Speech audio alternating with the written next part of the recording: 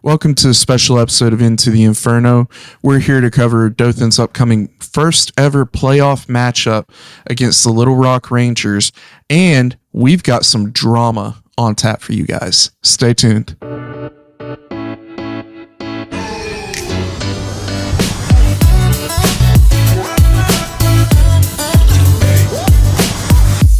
Hello, everybody. My name is Sky. Welcome into the Inferno. I am joined by Juan and Patrick. What up, what up? Vamos. And we have a special episode here for you today. In case you didn't know, it's playoff week. Oh, yes. Boys, I am excited. Oh, man, me too. It's, I'm just ready. I'm ready to go. Let's get ready to rumble.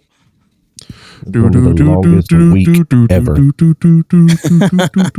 You ain't lying, Patrick. You ain't lying. Yeah, it's been a long week, and we're only recording this on a Tuesday. Yeah. We've got 3 days left.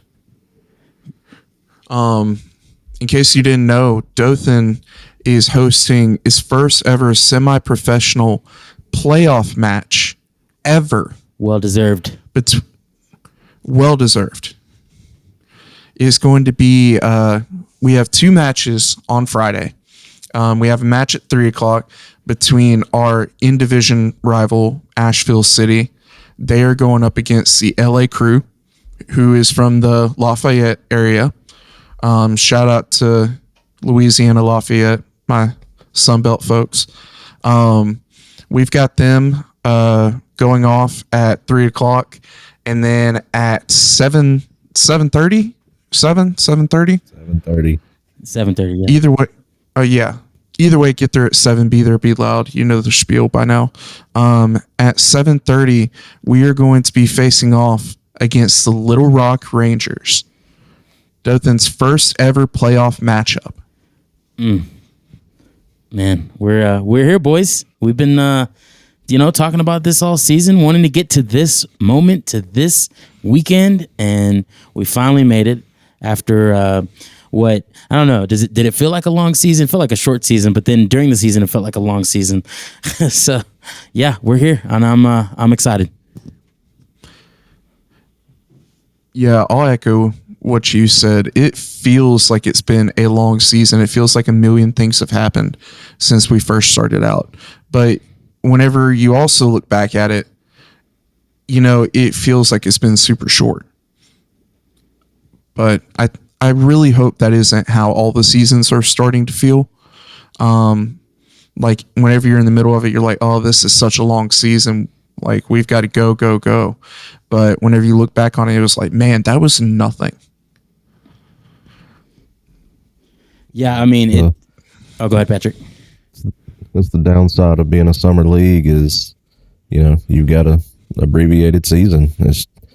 But it feels super long while you're in the heat of it. And I think that has to do with part of why it feels so long is the heat. It is dang hot outside, y'all. I was riding around today at work, and I looked down at the thermostat in the car, and it said it was 100 degrees outside. Good gracious. Mm-hmm. That, man, got no business. Got no business being that hot. No. I got in the car after work, and it said 110. Ooh. Woo. Hey, you know what that does mean, though? That's called a home field advantage. Ooh. Y'all boys are ready. Talk about all the conditioning they've been doing, all this. We used to playing in the heat. Our boys, even though, they get tired like everybody else, but I don't know. They just at home. It feels different. I'm excited. I don't know if the other teams are excited, but we know one team that's not excited. Oh, yeah. Oh, goodness. Oh, man. Here's the thing. It's hosting playoffs. You get awarded playoffs. For those of you who don't know, teams put in bids, and the league has a whole voting system of criteria and this and that, and then they decide who gets to host. You're not guaranteed to host ever. It could change year to year. It's all league decided. So for us getting the playoffs, that's huge. It all comes back down to the way that Dothan has embraced this team and this club, Because if Dothan hadn't have embraced it the way they did and we didn't have the crowd numbers and everything that we do, we would not be hosting. No, and that goes into what I was going to say. Whenever you look at it, it's got to be sustainable from a business perspective. You've got to have fans that are going to show up. You've got to have good facilities for the players and for visiting fans. You've got to have a city that's going to embrace it. And you've got to have good conditions, for everybody who's traveling to that city, because there are only 8 host cities, something like that. Yeah. And so you choose 8 cities in the entire United States that people are going to flock to. It's got to be a place that fits all of that criteria. And, there are some teams that, on the field, success does matter, but that's not everything that goes into it. No, it's not. Some people would say, but it's not. Definitely not. I mean, and when researching on a lot of the deciding factors on, host sites, obviously facilities, huge thing, but also, who is in your grouping has to do with it too, in terms of travel for teams, right? Like if one team is on the opposite side of where all the other teams are coming from, that kind of doesn't make sense, right? So why not try to pick a central location where every team gets to travel the same? Yes, the host team is going to have a slight home field advantage. Okay. But again, it's not the same every year. We very well won't host it next year. It works different ways. So obviously there's been a lot of banter online between some of us and some of the guys from other teams, not guys from other teams, but supporters from other teams. And Asheville. Yeah, I like one team. Yeah, I like just spitting straight facts. A big point I had made was, this isn't NFL where the higher seed gets home field advantage. It's just not how it works. So no matter even if you didn't lose a game and you didn't you ended up on first, even though we also got 10 wins and y'all got 10 wins. But we won't talk about that. Yeah, it's just, we're excited to host. Asheville hosted last year. So do I feel any kind of empathy or not? Absolutely not. They hosted last year. They actually hosted the women's this year. So no empathy at all for me. They very well could host it next year. So I could care less. I'm excited about our city, our boys, and yeah, we're going to be there. I'll be transparent with you. I didn't even know that they hosted the women's playoffs. That makes me feel even less bad about it.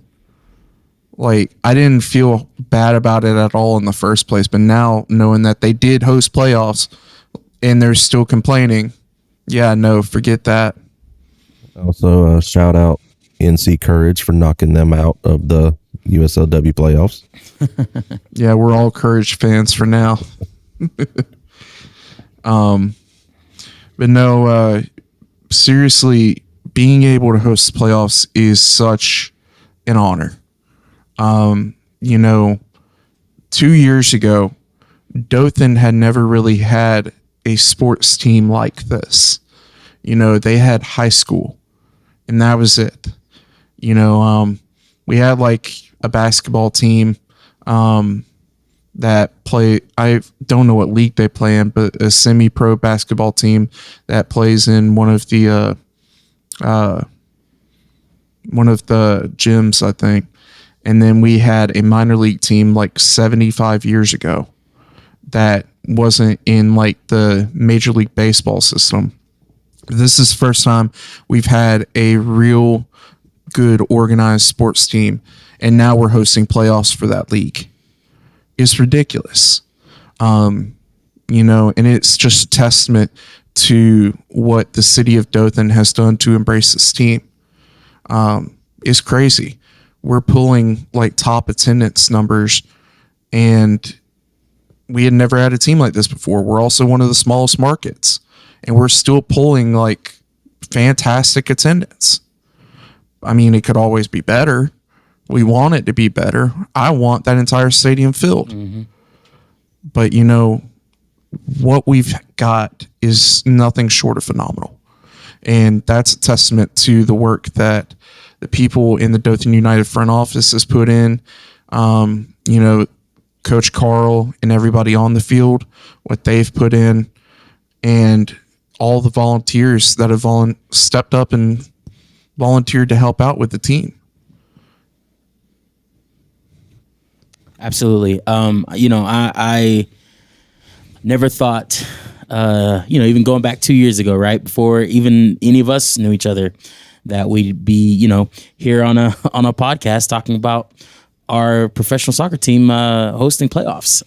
So yeah, what a change! What a good change! What a good just thing that's just been brought to the city. And we need everybody to join us this weekend, Friday, and potential Sunday. No, not potential. Friday and Sunday, after we take care of business Friday. Just a special time for the community to come together and just, be one with our club. And like I said, I'm just so excited. I do have to say I'm a little bit jealous. We're gonna have to shout out another team in here, Vermont Green. They posted they sold out their round of 32 and 16 in 4 minutes. Kudos to them. That's crazy. Kudos to them. I mean, we've seen the clips of their supporters. Wild. We've seen the clips with their supporters and their fans and their team celebrating after a match. I mean, it's everything that we've got to experience some and want even more of.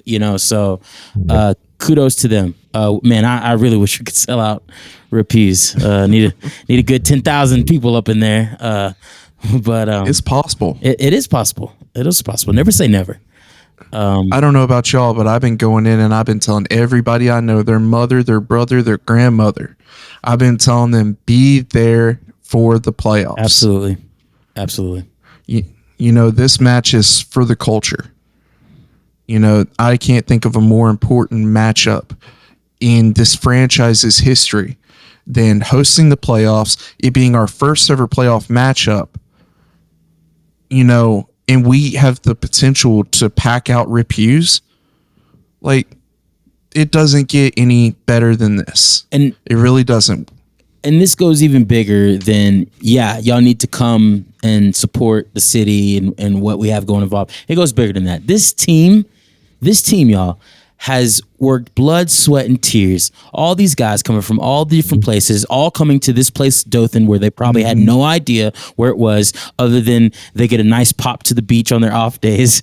But they've been putting in the work. They've been showing up. These players have earned our support, and they deserve our support. It. Yes, absolutely. Yes, because I know all y'all been outside. Y'all feel what it's like. Now imagine running around for an hour and a half in that on a turf field that is 10 degrees hotter minimum than what we all feel. Nope. And then putting in all the work outside of the game. These guys deserve it. Juan's right. And you never, ever hear one single complaint out of any of them.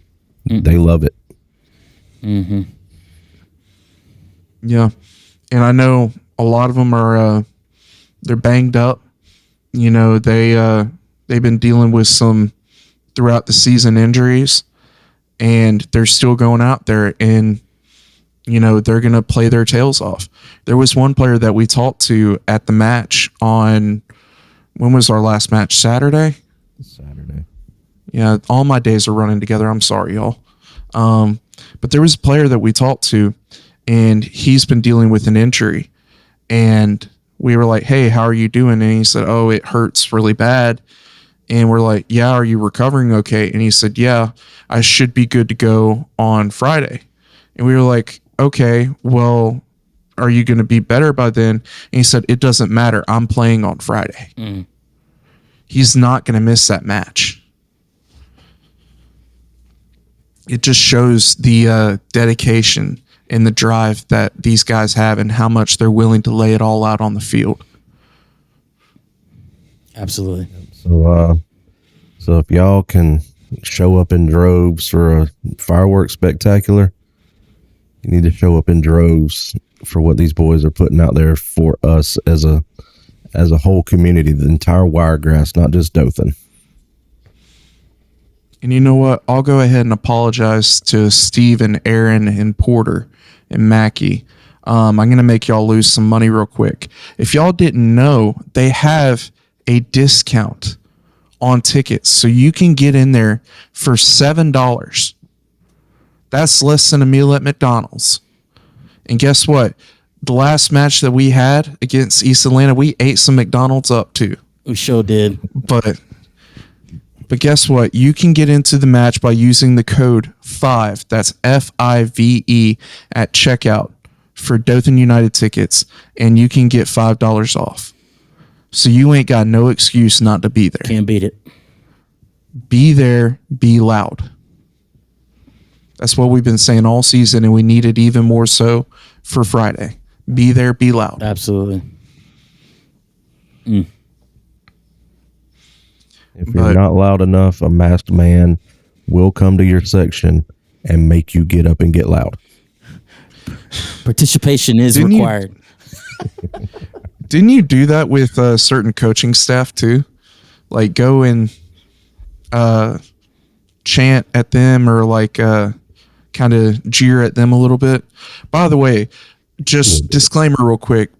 Despite what certain people say about us, we are not mean to opposing players or staff or fans or anything like that. We're actually very welcoming. We'll invite you to the tailgate beforehand. We do like to go and like kind of poke fun at players and coaching staff though, but we keep it clean. Yep. No cussing. No, we never make things personal. We talk about how they're playing and maybe related to something funny that's on the shirt. Very clean. Yeah. What's your favorite Waffle House order? Fun stuff. But yeah, I did make my way down to the East Atlanta bench. And, I may or may not have made a few McDonald's jokes. Nothing mean or anything like that. But I did after the game when they were all sitting there on the pitch. I made my way back down and just let them know, good game. Y'all played really well. I just want to let y'all know that, anything we say is just for 90 minutes. It's just gamesmanship. That's all it is. And speaking of which, guess who was one of the first ones to congratulate us on getting the host? It was East Atlanta. Nice. I was shocked when I saw that, but I was also very thankful for that. I think a lot of they have definitely come back into my good graces this year. Last year was a different story, but this year they're a good group of guys. They are. I think we know who holds the spot for, our hate. Not even going to mention their name because it's not worth it. But but yeah, I felt the same, Patrick, especially after the match. They were good sports. So yeah, East Atlanta, you're back to the regular opponent. I remember there was one point in particular, a guy taking a corner kick, and he had the ball like a good 6 inches off of the semicircle in the corner, and we were yelling at him and calling him out on it. And the next time he came to take a corner, he had it touching the line of the semicircle at the corner flag. And I was like, yeah, there you go. And he just looked at me and smiled, just laughing a little bit. Like, see, this is what it's about. I have to say, I have to shout out Juan real quick. One of my favorite moments of the entire season came when we were up on East Atlanta. And Juan said, okay, guys, 1, 2, 3. Ba-da-ba-ba-ba, I'm loving it. And it's because East Atlanta has McDonald's as their kit sponsor. That was awesome. It was great. And I think everybody in the crowd that was around us got a good kick out of it too. So they did. You could hear all the laughs. Well, all right. We got a match Friday, boys. Yeah. This Friday. Woo. This Friday, we got 2 matchups on our hands. One with us, and then we have Asheville facing off against the LA Crew. The one thing that I am disappointed to learn about, I think y'all saw it in the group chat, former Dothan United player Alexander Blanche is not going to be playing against Asheville, playing for the Crew. He's dealing with injury, and so unfortunately he's not going to bat for us. But we're still going to be rooting for the Crew irregardless. We may be going into the match to be a little bit sneaky and a little bit disturbing. Not disturbing is not the right word. We want to create a disturbance for Asheville. That's the way I wanted to say it. Yeah, we gonna make a little bit of noise, but yeah, shout out AB. Hope you heal up quick, brother. For sure. But what we do have is a very good matchup between LA Crew and Asheville. Those of you who are audio listeners, which are all of you, because we still haven't done video, I apologize for my screen getting super bright because I'm bringing up the stats now. So what we're looking at is we've got Asheville who's coming into this match, and they are okay, here it is. They have 10 wins, 0 losses, and 2 ties, which when you compare it to Dothan's 10 wins, 2 losses, and 0 ties, that's pretty dang close. Mm-hmm. So, we're keeping up with Asheville. They're keeping up with us. We're not going to talk about goal differential because that's ridiculous. But we're kind of close, but yeah, their goal differential was absurd. They're 10-0-2. Meanwhile, the Louisiana Crew is 8-2-2. So they're kind of even. Not completely. Asheville has the edge, but I think the one stat that I look at that I'm kind of if we look at the stat, the Crew have given up some goals. Yeah, they have given up some goals. That's the only stat that I'm like, okay, Other than that, yeah, they look pretty good on paper. Obviously, they haven't scored as many goals, but actually, neither of their division's teams have scored as many goals as either of our teams. But yeah, that's the one stat I looked like. So I'll be definitely curious to see what the Crew's defense is looking like. But at the same time, if you've been paying attention to Asheville, they've been giving up some goals the past few games. They're not holding on to the undefeated thing anymore. They've been giving up goals past 2-3 matches. So clearly something's going on there too. Yeah, it really seems like they're losing momentum as the season goes on, which bodes very well for us and bodes well for everybody in our playoff hub. But I'm really looking at one thing in particular that concerns me. Right as I was looking at these stats, it reloaded, and now I have to pull it back up again, so I apologize. The point I was wanting to make is that Asheville is spreading the ball out, and everybody is getting a little piece of the action. Kim, he's got 7 goals, which is very impressive. He's not as good as Lori. Lori's got 8 goals, and he's like tied for 5th, I think, in League 2. But Kim has been on fire. He's played 11 games for them, but they've got a bunch of players here who have Nice has 5 goals. Few players have 3 goals. Few have 2. Couple have 1, including my least favorite player for Asheville, Casper Svenby. But guess what? He's at the bottom of the table, so I feel okay about that. He's at the bottom. I can't wait for the reunion between you two. By the way, a little bit of lore reason for our listeners as to why I hate Svenby so much is because when Asheville came to Dothan, he came right in front of our supporters section back in 2024. This is old beef, by the way. In 2024, he came in front of the supporters section, and one of our players was picking up a ball, and he just straight up headbutted him in front of all of us. And so I've hated his guts since then. And I feel like that's a pretty valid reason. But either way, Asheville is spreading the ball out. Everybody's kind of getting a piece of the action. Meanwhile, the Crew's top goal scorer, Duran, shout out Duran, great band. Great band. He's got 5 goals. And then their next goal scorer has 3, and then 2, and then a lot of players have 1 goal, including our boy Blanche.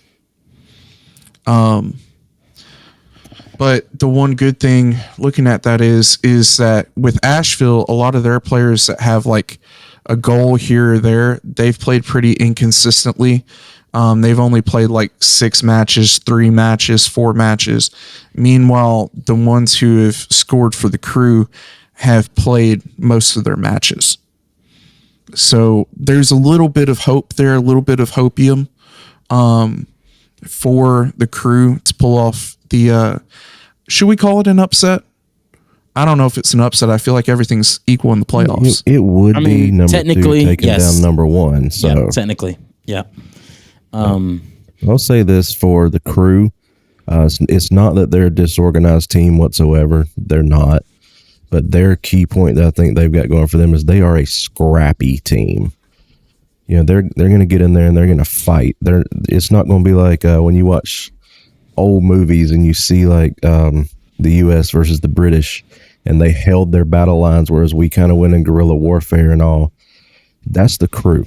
They're not going to hold lines and just be straight. They're going to get chippy with it. They're going to fight for it, and that's the biggest asset they have going into that matchup. And I think it's something that they're definitely going to need. We all know how Asheville play.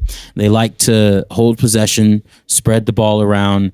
They like to find space in and around the box, and then as soon as they find space, they go in and then they attack. Like that's how they play. Mm-hmm. They have the quality of players to be able to do that consistently.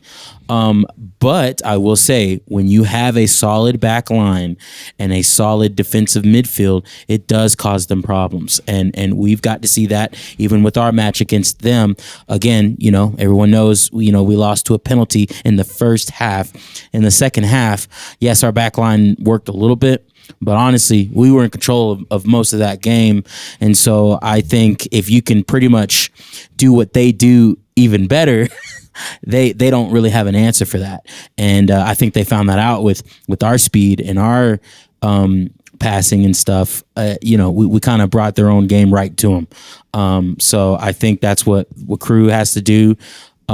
Is kind of play a little bit the same, sit back when you need to, but when it's time to get scrappy and strike, you got to take advantage. And that's what, honestly, it's going to be in the playoffs, is who can score the goal when you get the opportunity. That's what it's going to come down to.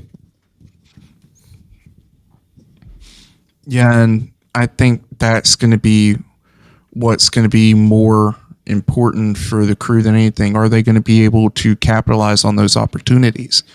And we all love a scrappy team. Like, we love that around here. I think I said it early on in us recording the podcast, and it still hasn't been beaten. My favorite moment of the season so far has been when Gabino came up and just shoulder checked a guy into the sideline. That was awesome.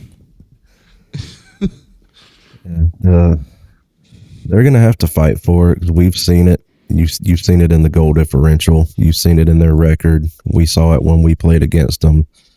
They do not give up a lot of chances. Now, we did earn quite a few chances in our match against them, but all in all, Asheville does not give up a lot.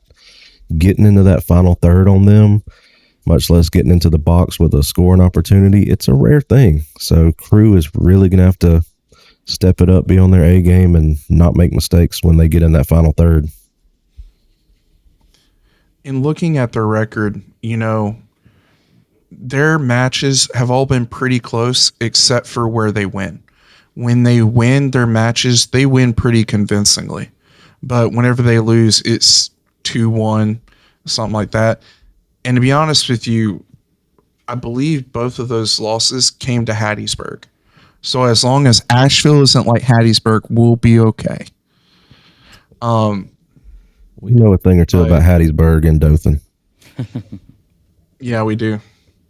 And then meanwhile, Asheville, they just beat up on everybody early in the season. And then also whenever they played East Atlanta's in SSA. You know, I look at that, and you know, one of the things that I had a gripe with on the comments on when Asheville's supporters were mad about hosting and unfairness, they threw everything in the book about how they got cheated and Dothan this and that. Everyone forgets Asheville started the season 2 weeks later after all the other teams.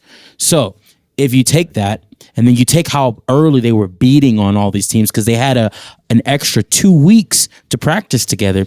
They were beating up on all these teams, but guess what? All these other teams finally started to get their practice together. And what happened?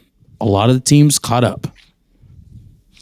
Yeah, and everybody wants to bring up, like, one of Dothan's losses was against Montgomery, 1-0, right? How many days of practice did we have going into that match? It's like 2, wasn't it? It was 2 or 3 And we days. still didn't have the full roster. Yeah, we still didn't have everybody here, and you cannot practice for those weather conditions anyway.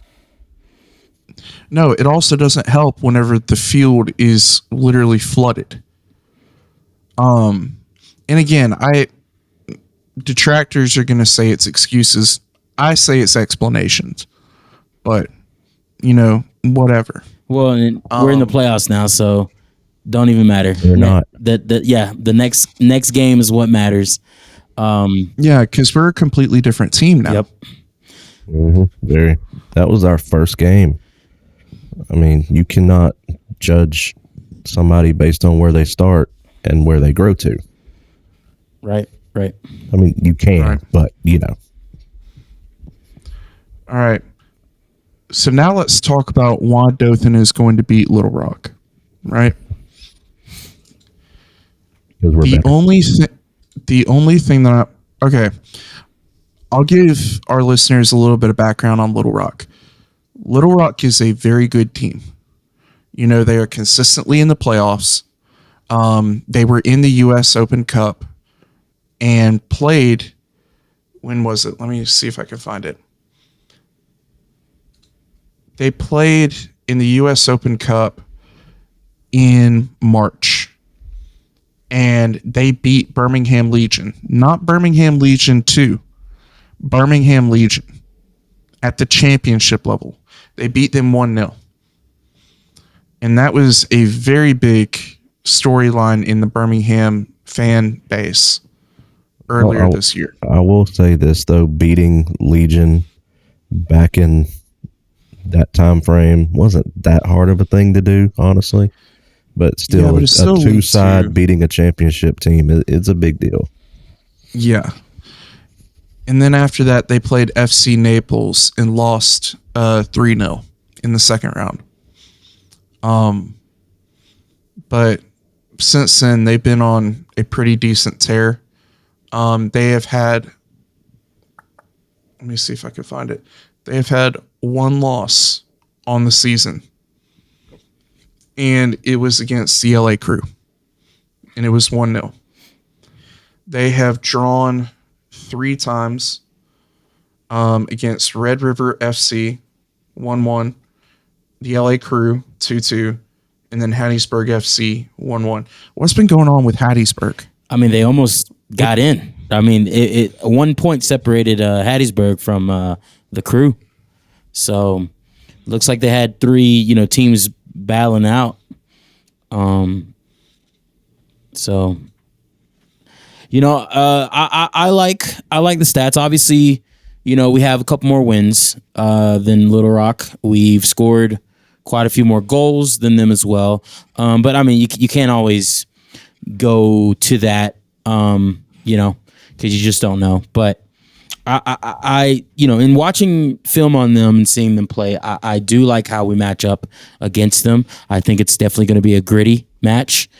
But I think if we continue to play the way we've been, which has just been, I mean, I love watching our team play. There's so much fun to play. The way we go, up with the wings high, and we're constantly passing the ball and trying to come into the box. And I love that our boys aren't scared. Like 1 or 2 passes into the box, and we're taking a shot. I mean, so I love that. I think if we can put pressure on their back line, I think it's going to be a slow starting match. I think I see us having our first goal at like right before half. Another thing about us, kind of going off what you were just saying with their back line and slow starts, we can be an explosive team, but what we really are known for is wearing down a midfield and a defense.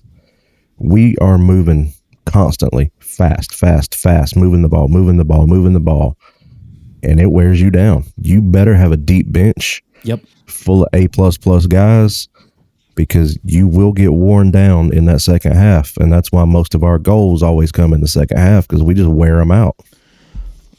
Well, speaking about having a deep bench, the one thing that I am seeing whenever I'm looking at the statistics for Little Rock is that they have a lot of players who played every single match for them, including their top 2 goal scorers, Ethan Blake and Drew Harden. They each have 5 goals, and they played all 12 games. And you keep going down the list. You have Ghislaine, Raphael. They both played 11 matches. They have 3 and 2 goals, respectively. And then you see a lot of guys who they've played consistently. So we have a pretty good idea of what we're going to be going up against. And, I think that's a good thing to our advantage. We got guys who we know what to expect. We know what to watch out for. And again, thankfully now we have better tape that we can watch on them. So I think that we've got a pretty good matchup on our hands. I think that it's just going to be a good team versus a good team. But ultimately, I think that our depth is better. I do. And honestly, out of everyone we've faced, including Asheville, our conditioning has been the best. There hasn't been a team that has better conditioning than us.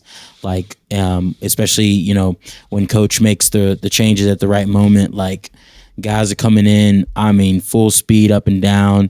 The first half, we kind of have had a similar game plan for most of our matches. And the one thing I see, especially with teams coming here, and I know Little Rock, I know it gets hot up there too, so they'll probably be a little bit more custom. And honestly, Crew as well. I think the only team that'll be really shocked will be Asheville, actually.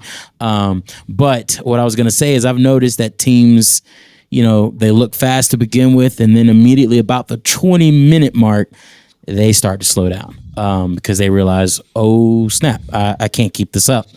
And that's when we really turn on the pressure. We kind of like a salivating dog. We see that, and boom, we immediately turn it on, and then we're just go. There's blood in the water. We'll go until the end of the match. So that's what I'd like to see from our boys. I know they're going to give their all, no doubt about that. And I think we're going to have a good match on our hands. Yeah, and speaking back on our bench, like I said about Little Rock, you need to have a deep bench. When we go to our bench, it's not like we're pulling in people that are not good enough to start. You can look at our bench, and everybody's a starter. Like, it does not matter. We can rotate at any point, and we're not going to lose a step. We may even gain a step.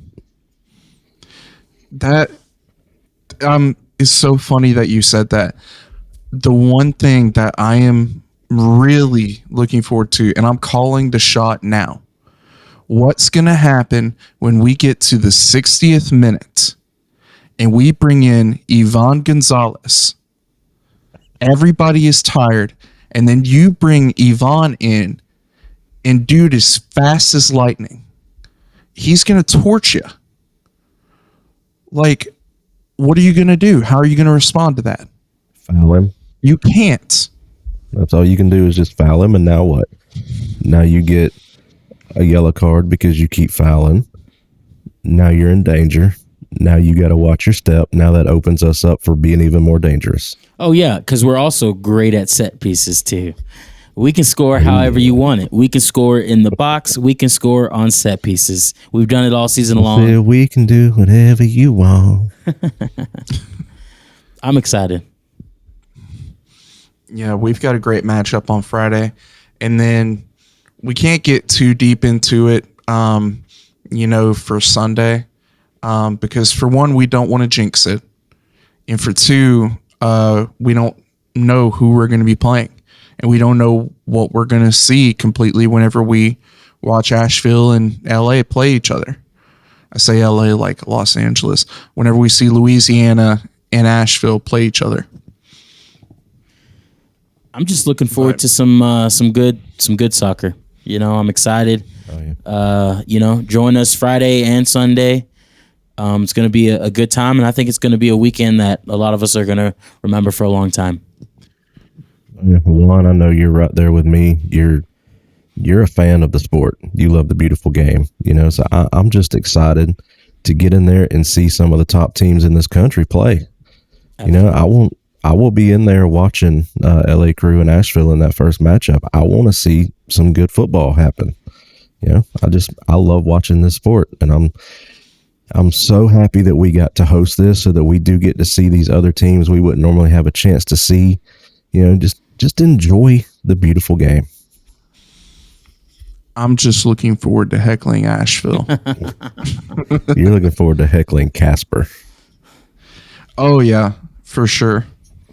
I've got some in the tank that I'm working on. But I hope they don't wear those ugly yellow, orange stained glass shirts down here though. Those things are bad. Look like hot mustard with speckles in it.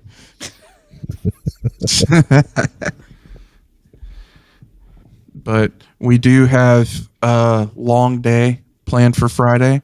We're going to be out there pretty much all day. We're going to be at the stadium tailgating, and we're planning on having half inside the stadium watching the match, half outside at a tailgate with a projector, and we're going to have a good time. I really do want to put it out there for Dothan fans. Bring everybody that you can think of to this match. If they've never come to a match before, when is a better time to start than the playoffs? Bring them there, because this really is one for the culture. We need as many people there as possible being loud. Dothan versus all y'all. Dothan versus everybody. Everybody. But all right. But, you boys got anything you'd like to add? Yeah, real quick, let me jump in here. I know we didn't touch on it because it was just an end of season friendly kind of thrown together. But hats off Southern States Academy for coming playing us the other day. They didn't even have a complete full squad. Had to borrow a couple players from us to make it happen. But they came, got some good experience. Shout out Coach Kevin, coaching Southern States for that match. He didn't have to jump the barrier and fight me. I was nice to him when I went down there. Just big shout out to them, man. They were some great kids that came and played, and wish all of them nothing but the best. Yeah, they're a top tier organization. We tried to keep it light for them, not heckle them too bad. But to be honest with you, after it was like 4-0, there's not much you can say at that point, much less 9-0. When what was it? I can't remember his number. Was it number 2? He came over one time and he just, and I thought he was talking about it being hot, but he looked and said, "Man, these boys are good." And I was like, Man, No, honestly, like most of the stuff I remember from the East Atlanta match, we had a couple of injuries on the field that were pretty gruesome. I say gruesome, it wasn't like anything broken, but there was like one guy who he got hit in the face. Like somebody kicked the ball right in front of him hard and it went straight to his face. And they had to like take a minute and we were like yelling for the ref, like, hey, give him a minute. He needs it. Cause it was also loud. Like you could hear it go. Boom. But Took me back to them old elementary days of playing dodgeball. yeah, that's what it felt like. Was it you, Patrick, or was it Matt Fleming who turned to me and said, "What's the name of that guy from that video, Scott Sterling?" Yeah, That's what it was like. Yeah, it was like Scott Sterling. Well, And there was one guy that like, so he took the ball to the head, then like he took another shot to the head, and then immediately took another shot to the head. Like he got an arm to the head, a ball to the head, and then some other thing with his head. And I was just like, this dude's Scott Sterling. That man had rubber band legs by the end of the match. That boy was jiggle. Nah, that was that one guy who got hit in between the legs, like directly. Ooh, you got to protect the McNuggets, man. Yeah, that one was tough. But no, we've had such a great time this season. You know, and I'm not trying to be a downer, but no matter what happens on Friday, you can't help but be happy with what happened this year. Absolutely. But we're not going to be done playing Friday. Nope. I'm putting it out there. But anyways, thank you so much, everybody, for tuning in to this special episode of Into the Inferno. Again, we are so thankful for everybody who shows up to the matches and is loud. You know, all we want is for sports in Dothan to succeed. And, you know, we want this team of Dothan United to be good. And we want to help them in any way we can, whether that's being out there in the blazing sun, whether it's being out there in the pouring rain. No matter what we do, we want to be out there and be screaming at the top of our lungs for the boys. And so If please, we have to show up sick. Yeah, even if we have to show up sick. Patrick showed up. Did you ever find out what you were sick with? I don't know. I mean, it's going around for sure. Like, so many people I've run into that are dealing with it, but it's like some kind of like upper respiratory infection kind of thing. Yeah, but Patrick showed up sick to a match. We've had other people show up who have not been 100%. But, you know, again, anything for the club. Just please join us. Be there and be loud. You know, we have verified on numerous occasions that players do hear it, and it does affect how they play, whether good or bad. We had one player who played for Southern States, like he's a Dothan Dragon, but he played for Southern States for a half. And Patrick is chewing me out right now for saying a Dothan Dragon. But we had a Dothan United Dragon play for Southern States for a little bit, and he came over to us after the match, and we said, "Man, you played great tonight." He said, "Oof, let me tell you, it's so much better to be playing with you guys than against you guys." So being there and being loud does matter. So please crank it up to 12 for the playoffs. Yeah, to follow up on that, you know, we had our karaoke night out at the Thirsty Pig. Shout out Thirsty Pig, Carrie Farrell. Shout out Thirsty Pig. But once we were done, you know, I just stood around kind of talking to Iago for a little while. And Iago's like, "Man, I played in Brazil in front of 45,000 people, and they're loud the entire time." He said, during that East Atlanta match, when you ran down the stadium and just got everybody to get up and be loud, he said, "That's what we need." He said, "We need everybody loud. It's not just us trying to put on a show for anybody. It's nothing to do with that. We're loud because they need us loud. They need everybody in that stadium loud. It really does affect them and helps them to be the best they can be out there. Yeah. And, that's why we do what we do.